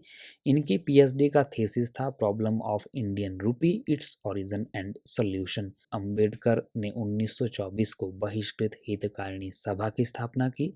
1927 में इन्होंने समाज सैनिक दल की स्थापना की व समाज समता संघ की स्थापना की। अगेन 1927 में इन्होंने महाद में सत्याग्रह की शुरुआत की ताकि दलित लोगों को भी पानी पीने के अधिकार मिल सके, सार्वजनिक जो टैंक्स है वहां से पानी लेने के अधिकार मिल सके। वहीं 1930 में इन्होंने कलाग्राम टेम्पल जो कि नासिक में अवस्थित था वहां पर इन्होंने प्रतीकात्मक रूप से प्रदर्शन किया या फिर सत्याग्रह किया। अगली महत्वपूर्ण बात यह है कि 1920 में मूकनायक, 1927 में बहिष्कृत भारत और 1930 में इक्वालिटी जनता का प्रकाशन किया ताकि दलितों के साथ जो भेदभाव होता है उसके खिलाफ आंदोलन किया जा सके। और अगली महत्वपूर्ण बात यह है कि 1928 में अंबेडकर ने डिप्रेस्ड क्लास एजुकेशन सोसाइटी की स्थापना की और अंबेडकर को जाना जाता है modern age Manu, father of the Indian constitution, memorial of the 20th century. और अगली महत्वपूर्ण बात ये भी है अंबेडकर के बारे में कि इन्होंने गांधी जी के साथ पूना पैक्ट 1932 में किया था, हालांकि इसके ऊपर साइन अंबेडकर और पंडित मालवीय ने किए थे। दूसरी बड़ी बात यह है कि 29 अगस्त 1947 को अंबेडकर कॉन्स्टिट्यूशन ऑफ इंडिया की जो ड्राफ्टिंग कमेटी थी उसके चेयरमैन बन जाते हैं और 1947 में नेहरू गवर्नमेंट के अंतर्गत देश के पहले कानून मंत्री बन जाते हैं। अगली महत्वपूर्ण बात यह भी है कि 1951 को अंबेडकर ने नेहरू कैबिनेट से रिजाइन दिया क्योंकि इनके नेहरू के साथ हिंदू कोड बिल को लेकर मतभेद हो गए थे। और महत्वपूर्ण बात यह भी है कि इन्होंने गांधी जी को बड़ी मात्रा में क्रिटिसाइज किया क्योंकि गांधी जी पंचायती राज, डिसेंट्रलाइजेशन के ऊपर फोकस करते थे, जबकि अंबेडकर स्ट्रॉन्ग सेंटर के पक्षधर थे। वहीं सबसे महत्वपूर्ण बात यह है कि 1955 में अपनी प्रमुख कृति थॉट्स ऑन लिंग्विस्टिक स्टेट्स में इन्होंने report of the states reorganisation commission का मजाक उड़ाते हुए कहा था कि मेमनों के ऊन कतर दिए गए हैं और वे सर्दी की तीव्रता को महसूस कर रहे हैं। बाबा साहब अंबेडकर 14 अक्टूबर 1956 को नागपुर की दीक्षा भूमि में हिंदू धर्म को छोड़कर मुस्लिम धर्म को अपनाते हैं और दूसरी बड़ी बात ये है कि 31 मार्च 1990 को इनको देश का सबसे बड़ा अवार्ड भारत रत्न मिल जाता है और इन्होंने ग्रेडेड इन इक्वालिटी का कॉन्सेप्ट दिया, जिसका मतलब ये है कि ये कहते हैं कि हिंदू जो रिलीजन है वो बिलीव करता है रिचुअल्स के ऊपर, फैटलिज्म के ऊपर, बर्थ के ऊपर, जो कि एक प्रकार के आडंबर है जहाँ पे व्यक्ति की कभी ग्रोथ नहीं हो सकती है, जबकि दूसरी तरफ जो हिंदू धर्म है वो कर्म और जो मेरिट है उसके ऊपर कभी फोकस नहीं करता है, जिसको कि ग्रेडेड इन इक्वालिटी कहा जाता है। अगली महत्वपूर्ण बात यह है कि इन्होंने कांग्रेस को क्रिटिसाइज करते हुए इसे धर्मशाला ऑर्गेनाइजेशन कहा। वहीं दूसरी तरफ बाबा अंबेडकर ने पॉलिटिकल पार्टीज को भी एस्टैब्लिश किया था, जिनमें पहला नाम आता है बहिष्कृत हितकारिणी सभा, दूसरा नाम आता है all India depressed class association, अगला नाम आता है independent labour party, next name आता है all India scheduled caste federation, अगला नाम आता है भारतीय बुद्धा महासभा और लास्ट नाम आता है रिपब्लिकन पार्टी ऑफ इंडिया। तो इन पार्टीज को भी आप याद रखें, एग्जाम में कई बार पूछी जाती है। वहीं दूसरी तरफ अगर हम बात करें इनके लिटरेचर की, तो इनका लिटरेचर बहुत व्यापक रहा है, जिनमें पहला वर्क आता है कास्ट इन इंडिया, अगला इसमें आता है the problem of Indian rupee, जो कि इनका पीएचडी थीसिस भी रहा है, अगला इनका आता है द एनिहिलेशन ऑफ कास्ट, अगला आता है who were the Shudras, next आता है the untouchables, who were they and why they become untouchables, अगला आता है थॉट्स ऑन पाकिस्तान, नेक्स्ट आता है रानाडे, गांधी एंड जिन्ना, अगला आता है थॉट्स ऑन लिंग्विस्टिक स्टेट और अगला आता है रिडल्स इन हिंदुइज्म।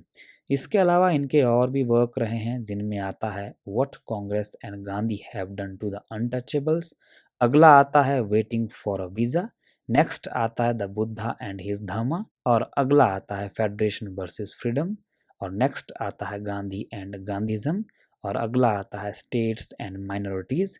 और सबसे प्रमुख बात यह है कि इनकी कुछ पत्रिकाएं भी रही है जो कि इन्होंने पब्लिश किया था, मैगजीन्स रही है, जिनमें पहला नाम आता है मूक नायक जो कि वीकली थी, 1920 में पब्लिश हुई थी, अगला नाम आता है बहिष्कृत भारत 1927, नेक्स्ट नेम आता है जनता और अगला नाम आता है समता। अब हम बी आर अम्बेडकर के पॉलिटिकल थॉट्स को डिस्कस कर लेते हैं। तो पहला थॉट आता है क्रिटिसिज्म ऑफ कास्ट सिस्टम, अगला इसमें थॉट आता है क्रिटिसिज्म ऑफ वर्ना सिस्टम, अगला थॉट इसमें आता है criticism of untouchability, next thought इनका आता है फोकस ऑन सेंट्रलाइजेशन, अगला थॉट आता है criticism of Mahatma Gandhi, next thought आता है क्रिटिसिज्म ऑफ ब्राह्मणिज्म यानी कि ब्राह्मणवाद की आलोचना की, और अगला थॉट आता है क्रिटिसिज्म ऑफ पंचायती राज और लास्ट थॉट आता है दलित सेल्वेशन, जिसमें इन्होंने कहा कि सदियों से दलियों का शोषण होता आया है, इसीलिए अब हमें दलितों की मुक्ति करनी पड़ेगी, उद्धार करना पड़ेगा।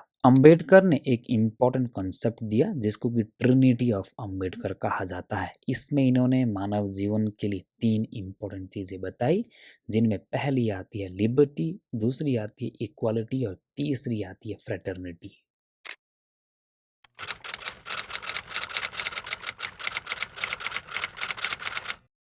अब हम पंडित नेहरू को डिस्कस कर लेते हैं। तो Pandit Nehru Indian anti colonial nationalist, secular humanist, social democrat, author और स्टेट्समैन रहे हैं। दूसरी बड़ी बात यह है कि इनका उत्तर प्रदेश के इलाहाबाद में जन्म होता है और भारत के पहले प्रधानमंत्री रह चुके हैं। 16 साल के लिए इनका कार्यकाल रहा था। अगली महत्वपूर्ण बात यह है कि अंतर्राष्ट्रीय राजनीति में गुटनिरपेक्ष आंदोलन और पंचशील के संस्थापक के रूप में इन्हें जाना जाता है। भारतीय विदेश नीति के फादर के रूप में इन्हें जाना जाता है। और सबसे बड़ी बात यह है कि 1919 में ये कांग्रेस के साथ जुड़े। 1928 में इंडिपेंडेंस ऑफ इंडिया लीग की स्थापना होती है, जिसकी स्थापना में नेहरू, सुभाष चंद्र बोस और एस श्रीनिवासन लायंगर की महत्वपूर्ण भूमिका रही थी। विचारणीय बात यह भी है कि पंडित नेहरू की अध्यक्षता में 19 दिसंबर 1929 को कांग्रेस ने लाहौर सेशन में एक हिस्टोरिकल प्रस्ताव पारित किया, जिसको पूर्ण स्वराज के नाम से जाना जाता है। तो इसकी खास बात यह है कि पंडित नेहरू ने 31 दिसंबर 1929 से और जो 1 जनवरी 1930 है वहाँ पर मध्य रात्रि पर जो इंडिया का इंडिपेंडेंस है उसका झंडा लहराया, स्वतंत्रता की घोषणा की। अगली महत्वपूर्ण बात यह है कि 13 दिसंबर 1946 को पंडित नेहरू ने ऑब्जेक्टिव रेजोल्यूशन पारित किया और ये बाद में इंडिया की जो प्रियम्बल है उसका एक अभिन्न अंग माना जा सकता है या फिर सोर्स माना जा सकता है। अगली महत्वपूर्ण बात यह है कि 15 अगस्त 1947 को पंडित नेहरू ने एक ऐतिहासिक चर्चित भाषण दिया जिसका टाइटल था ट्विस्ट विद डेस्टिनी अर्थात नियति के साथ भेंट। वहीं महत्वपूर्ण बात यह भी है कि इनको 1955 को भारत रत्न से सम्मानित किया गया जो कि देश का सबसे बड़ा नागरिक सम्मान होता है। और लास्ट इम्पोर्टेंट बात ये भी है कि पंडित नेहरू ने आईएनसी की 1929 की लाहौर सेशन, 1936 के लाहौर और 1937 के फैजाबाद सेशन में अध्यक्षता की। पंडित नेहरू एक बहुत बड़े लेखक भी रहे हैं, तो स्क्रीन पर जितनी भी आपको इनकी राइटिंग्स दिखाई दे रही हैं आप इनको अच्छे से नोट कर लें क्योंकि आपके एग्जाम के लिए बहुत इम्पोर्टेंट है, क्योंकि अक्सर ये कृतियां एग्जाम में पूछी जाती है। अब हम पंडित नेहरू के पॉलिटिकल थॉट्स को भी डिस्कस कर लेते हैं। तो इनका पहला थॉट था फोकस ऑन ह्यूमनिज्म, इन्होंने मानवतावाद के ऊपर अपना ध्यान दिया। दूसरा इनका थॉट था साइंस एंड टेक्नोलॉजी के ऊपर फोकस, इन्होंने विज्ञान और तकनीक की आवश्यकता पर जोर दिया। अगला थॉट था कि ये सेक्युलर पर बहुत विश्वास रखते थे, भारत को एक सेक्युलर देश बनाना चाहते थे, इसीलिए इन्होंने सेक्युलरिज्म अर्थात धर्मनिरपेक्षतावाद पर जोर दिया। अगला इनका थॉट था डेमोक्रेटिक सोशलिज्म अर्थात प्रजातांत्रिक समाजवाद पर इन्होंने बल दिया। वहीं अगला थॉट इनका था इंटरनेशनलिज्म अर्थात अंतर्राष्ट्रीयवादी भी पंडित नेहरू थे। और अगला इनका थॉट ये था कि इन्होंने पॉजिटिव नेशनलिज्म की वकालत की। और नेक्स्ट थॉट इनका था मॉडर्निज्म, क्योंकि ये बहुत बड़े आधुनिकतावादी थे, भारत को एक आधुनिक देश बनाना चाहते थे। और लास्ट थॉट इनका था कि इन्होंने पार्लियामेंट्री डेमोक्रेसी की वकालत की थी।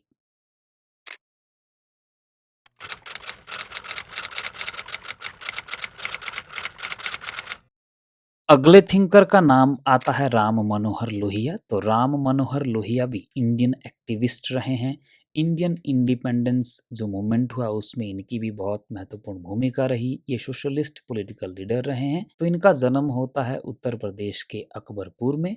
और जो सोशलिस्टिक पॉलिटिक्स रही है इंडिया में उसके ये प्रोमिनेंट फिगर रहे हैं। और ख़ास बात ये भी है कि 1932 में इन्होंने पीएचडी डिग्री की बर्लिन यूनिवर्सिटी से, और जो सब्जेक्ट था इसका टाइटल था साल्ट एंड टैक्सेशन। तो ये पॉइंट इम्पोर्टेंट है, याद रखें। और 1934 में लोहिया इन्वॉल्व हो जाते हैं कांग्रेस सोशलिस्टिक पार्टी में और एडिटर बन जाते हैं वीकली जो कांग्रेस सोशलिस्ट था उसके। अगली महत्वपूर्ण बात ये भी है कि 1936 में नेहरू के द्वारा इन्हें सेलेक्ट किया जाता है जो कांग्रेस पार्टी थी उसके विदेश विभाग के पहले सचिव के रूप में। तो अगला पॉइंट ये आता है कि 1946 में इन्होंने जो गोवा के लोग हैं उनकी स्वतंत्रता है, सिविल लिबर्टी है, उसके लिए भी इन्होंने काफ़ी स्ट्रगल किया। राम मनोहर लोहिया के बारे में खास बात ये भी है कि भारत में ब्रिटिश शासन के अंतिम चरण के दौरान इन्होंने कांग्रेस रेडियो के साथ काम किया जिसका प्रसारण 1942 तक बॉम्बे के विभिन्न स्थानों से गुप्त रूप में होता था और इसका नाम था आज़ाद हिंद रेडियो। 1948 में कांग्रेस सोशलिस्ट पार्टी सेपरेट हो जाती है कांग्रेस से और ये बन जाती है सोशलिस्ट पार्टी। हालांकि 1952 में अगेन सोशलिस्ट पार्टी जो है वो प्रजा सोशलिस्टिक पार्टी बन जाती है। अगली महत्वपूर्ण बात यह है कि 1955 में कांग्रेस का आबादी सेशन होता है और वहाँ पर जो प्रजा सोशलिस्टिक पार्टी है इसकी स्प्लिट हो जाती है, यानी कि इसका बंटवारा हो जाता है। और 1955 में लोहिया ने प्रजा सोशलिस्टिक पार्टी को छोड़ दिया था और इन्होंने भारतीय सोशलिस्टिक पार्टी की स्थापना की। हालांकि 1964 में इन्होंने अगेन यूनाइटेड सोशलिस्ट पार्टी की स्थापना की थी। अगली महत्वपूर्ण बात ये है कि 1967 में इन्होंने जो जनरल इलेक्शन था वहाँ पर इन्होंने नॉन कांग्रेसिज्म का नारा दिया अर्थात गैर कांग्रेसवाद का नारा दिया और सबसे बड़े नेता थे।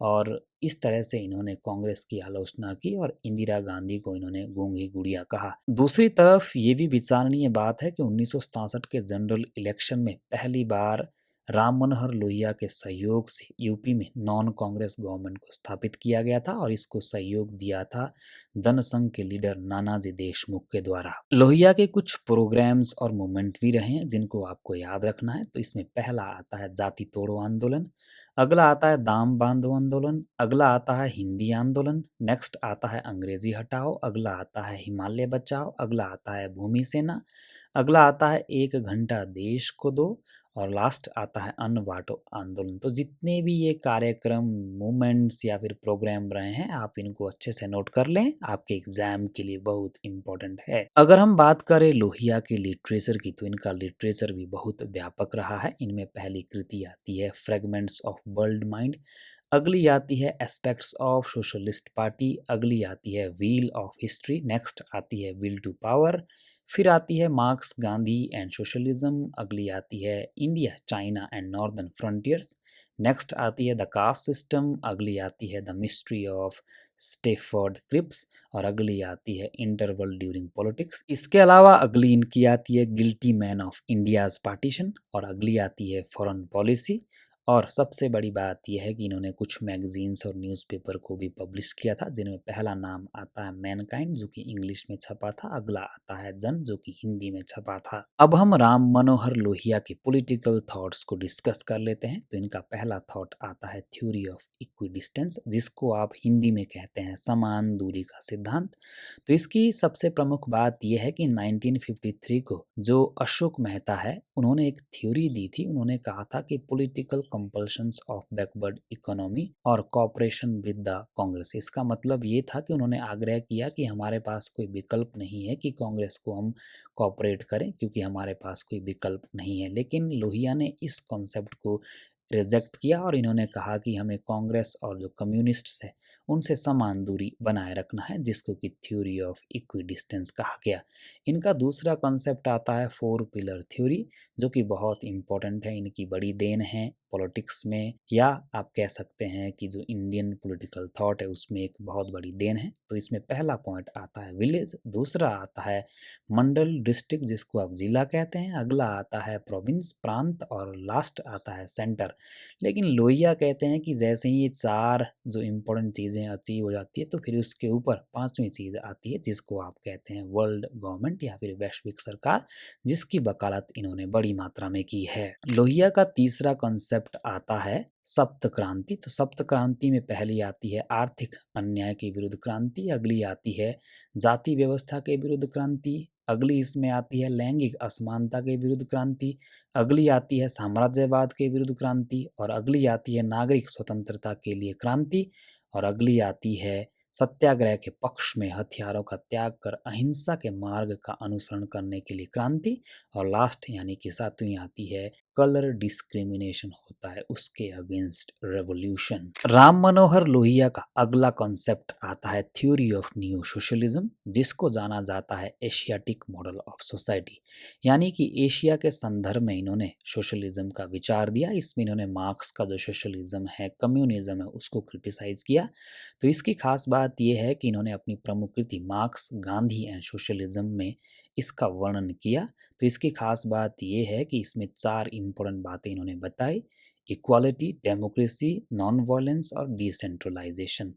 और इनका अगला कॉन्सेप्ट आता है थ्योरी ऑफ व्हील, यानी कि इन्होंने इतिहास का चक्रीय सिद्धांत दिया। इस सिद्धांत को इन्होंने अपनी प्रमुख कृति व्हील ऑफ हिस्ट्री, जो कि 1955 को पब्लिश होती है, इसमें दिया। तो इसमें इन्होंने ये बोला कि जो हमारा इतिहास है वो चक्कर के रूप में चार युगों में घूमता है। उदाहरण के लिए पहले आता है सतयुग, दूसरा आता है त्रेतायुग, तीसरा आता है द्वापर युग, और चौथा लास्ट आता है कलयुग। और फिर कलयुग के बाद सतयुग आएगा, फिर त्रेता आएगा, फिर द्वापर आएगा, फिर कलयुग आएगा। तो इस तरह से ये जो प्रोसेस है वो चलता रहेगा और इतिहास चक्र के रूप में घूमता रहेगा। ऐसी मान्यता राम मनोहर लोहिया की रही है।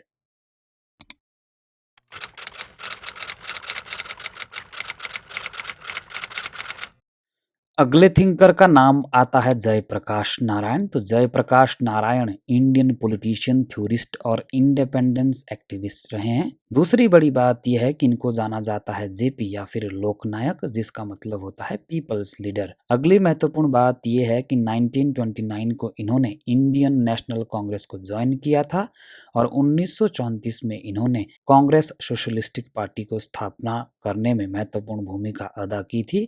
और 1947 से 1953 के बीच ये all India railways main federation के प्रेसिडेंट रहे। अगली इंपॉर्टेंट बात यह है कि 1948 में इन्होंने कई कांग्रेसी सोशलिस्ट के साथ कांग्रेस को छोड़ दिया था और 1952 में इन्होंने प्रजा सोशलिस्टिक पार्टी की स्थापना की थी। 1954 में जयप्रकाश नारायण ने एक इम्पॉर्टेंट अनाउंसमेंट की कि विनोबा भावे द्वारा 1951 को शुरू किए गए भूदान मूवमेंट को आगे बढ़ाएंगे और राजनीति से संन्यास लेंगे। दूसरी महत्वपूर्ण बात यह है कि इन्होंने 1959 में इंडियन पॉलिटिक के रिकंस्ट्रक्शन को करने की कोशिश की, जिसके अंतर्गत इन्होंने ये बोला कि अगर वास्तव में डेमोक्रेटिक सोशलिज्म को अचीव करना है भारत में तो डिसेंट्रलाइजेशन के ऊपर फोकस करना पड़ेगा, जिसमें सबसे पहले गांव आएगा, फिर जिला, फिर राज्य, उसके बाद संघ परिषद। और अगली महत्वपूर्ण बात यह है कि 1974 को गुजरात में नवनिर्माण आंदोलन शुरू होता है और उसी की तर्ज में 1974 में बिहार मूवमेंट बिहार में शुरू होता है, जिसको कि जेपी के द्वारा लीड किया गया और ये इतना व्यापक हो गया कि इसको टोटल रेवोल्यूशन के नाम से जाना गया। अगली महत्वपूर्ण बात यह है कि 25 जून 1975 को जयप्रकाश नारायण ने एक इम्पोर्टेंट रैली का आगाज किया इंदिरा गांधी की जो पॉलिसीज थी उनके खिलाफ। तो ये बिहार का जो रामलीला ग्राउंड था वहां पर ये शुरू किया गया था और रामधारी दिनकर उनकी जो कविताएं हैं उनकी पंक्तियों को वहां पर पढ़ा गया था। उदाहरण के लिए जैसे सिंहासन खाली करो कि जनता आती है। जयप्रकाश नारायण के जीवन के कुछ पड़ाव रहे हैं जो कि एग्जाम की दृष्टि से डिस्कस करना बहुत इम्पोर्टेंट है। तो पहला पड़ाव आता है इनका मार्क्सिस्ट 1930s, दूसरा इनका पड़ाव आता है डेमोक्रेटिक सोशलिज्म 1940s और लास्ट पड़ाव इनका आता है सर्वोदया जो कि 1950 के दशक में इन्होंने अडॉप्ट किया था। 25 जून 1975 को भारतीय प्रधानमंत्री श्रीमती इंदिरा गांधी के द्वारा मध्य रात्रि को आपातकाल की घोषणा की जाती है और इस आपातकाल में जयप्रकाश नारायण को भी जेल में डाला जाता है। 1977 में जनता पार्टी की स्थापना की जाती है जिसमें कि एक इम्पोर्टेंट गाइडेंस जेपी नारायण ने भी दी थी और इसी जनता पार्टी ने 1977 के इलेक्शन में कांग्रेस पार्टी को हराया था। अगली महत्वपूर्ण बात यह है कि जयप्रकाश नारायण की जो बायोग्राफी है वो लिखी हिंदी लिटरेचर के एक महान राइटर जिनका नाम था राम वृक्ष बेनीपुरी। और अगली महत्वपूर्ण बात यह भी है कि 1999 को मरणोपरांत इनको भारत रत्न से सम्मानित किया गया और इनकी समाज सेवा के लिए 1965 को इनको मैग्सेसे पुरस्कार से भी सम्मानित किया गया था। अगर हम बात करें जेपी के साहित्य की तो इन्होंने बहुत सारी बुक्स भी लिखी है जिनमें पहली आती है व्हाय सोशलिज्म, अगली आती है my picture of socialism, next आती है स्वराज फॉर द पीपल, अगली आती है फ्रॉम सोशलिज्म टू सर्वोदया, अगली आती है अ plea for reconstruction of Indian polity और अगली आती है भाई सोशलिज्म, नेक्स्ट आती है कम्युनिटेरियन सोसाइटी एंड पंचायती राज, अगली आती है प्रिजन डायरी और अगली आती है टूवर्ड्स टोटल रेवोल्यूशन। इसके अलावा एक और आती है सोशलिज्म सर्वोदया एंड डेमोक्रेसी। अब हम जेपी नारायण के पॉलिटिकल थॉट्स को डिस्कस कर लेते हैं जिसमें पहला आइडिया आता है थ्योरी ऑफ सोशलिज्म।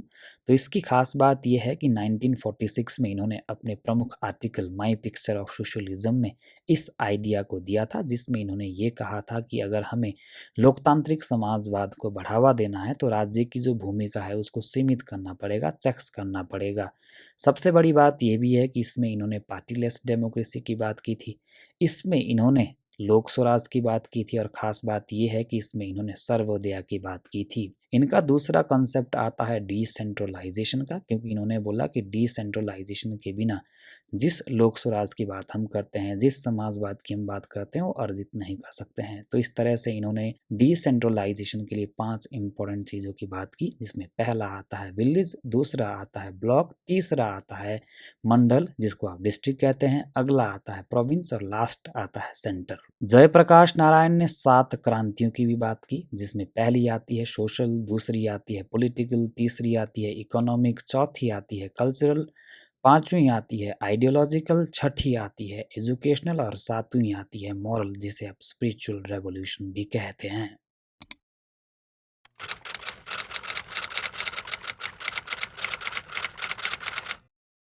अगले थिंकर का नाम आता है पंडित दीनदयाल उपाध्याय जिनको पंडित जी भी कहा जाता है और ये इंडियन पॉलिटिशियन रहे हैं, भारतीय जनसंघ के बहुत बड़े नेता रहे हैं जिन्होंने इंटीग्रल ह्यूमनिज्म का कॉन्सेप्ट दिया और सबसे बड़ी बात यह है कि ये भारतीय जनता पार्टी के फोर रनर रहे हैं। और अगली महत्वपूर्ण बात यह है कि इनका जन्म होता है मथुरा के चंद्रभान गांव के नगला क्षेत्र में। अगली महत्वपूर्ण बात यह है कि 1967 में ये भारतीय जनसंघ के प्रेसिडेंट बन जाते हैं और दूसरी बड़ी बात यह है कि इन्होंने एकात्म मानवतावाद पर अपना शोध किया, रिसर्च की, जिसे 1965 में जनसंघ और बाद में बीजेपी के द्वारा इसको आधिकारिक सिद्धांत के रूप में अडॉप्ट किया गया, अपनाया गया। अब हम बात कर लेते हैं दीनदयाल उपाध्याय के लिटरेचर की। तो इसमें इनका पहला वर्क आता है अखंड भारत क्यों। अगला आता है the two plans promises performance prospects. अगला आता है भारतीय अर्थनीति, विकास की एक दिशा। अगला आता है एकात्म मानवतावाद। नेक्स्ट आता है जनसंघ सिद्धांत और नीति। अगला आता है डिवैल्यूएशन ऑफ ग्रेट फॉल। और अगला आता है द टू प्लान्स। और अगला आता है पॉलिटिकल थ्योरी। तो ये जितने भी इनके वर्क्स रहे हैं आप अच्छे से याद कर लें। और इनकी कुछ पत्रिकाएं भी रही है, जिनमें पहली आती है राष्ट्रधर्म, दूसरी आती है पांचजन्य और तीसरी इसमें आती है स्वदेश। अब हम पंडित दीनदयाल उपाध्याय के पॉलिटिकल थॉट्स को समझ लेते हैं। तो इनका पहला थॉट आता है इंटीग्रल ह्यूमनिज्म, जो कि इनकी बहुत बड़ी देन है। तो इसमें खास बात यह है कि ये कहते हैं कि मानव जाति के पास शरीर, मन, बुद्धि और आत्मा के 4 गुण होते हैं, जिनकी तुलना अर्थ, काम, धर्म, मोक्ष से की जा सकती है। उदाहरण के लिए शरीर की तुलना अर्थ से की जा सकती है, मन की तुलना काम से की जा सकती है, बुद्धि की तुलना धर्म से की जा सकती है और आत्मा की तुलना मोक्ष से की जा सकती है। ये कहते हैं कि जो पूंजीवादी और समाजवादी विचारधाराएं हैं, ये केवल शरीर और मन की जरूरतों पर ही सिमट जाती है, विचार करती है, लेकिन धर्म जो है वो आधारभूत है और मोक्ष मानव जाति और समाज का अंतिम उद्देश्य है। इसका मतलब ये हुआ कि जो ह्यूमैनिटी होती है, इसके 4 एलिमेंट होते हैं, बॉडी, माइंड, इंटेलेक्ट और सोल। और सबसे ऊपर आते हैं इंटेलेक्ट और सोल। अगली महत्वपूर्ण बात यह है कि उपाध्याय का जो एकात्म मानवतावाद है, ये विचार कहीं ना कहीं स्वदेशी सामाजिक आर्थिक मॉडल पर आधारित है, जो कि राजनीतिक लोकतंत्र के साथ साथ सामाजिक आर्थिक लोकतंत्र पर बल देता है। उपाध्याय का अगला कॉन्सेप्ट आता है चिति का। तो ये बेसिकली राष्ट्र की एक आत्मा होती है। ये कहते हैं कि जिस प्रकार व्यक्ति के पास एक आत्मा होती है, उसी तरीके से नेशन में भी आत्मा निवास करती है। ये कहते हैं कि हर राष्ट्र और संस्कृति के पास अपनी चित होती है। जिस तरह से व्यक्ति के अंदर सोल होती है, उसको जिंदा रखती है, उसी तरह से राष्ट्र में भी एक चिति होती है, आत्मा होती है, चेतना होती है, जो राष्ट्र को जिंदा रखती है।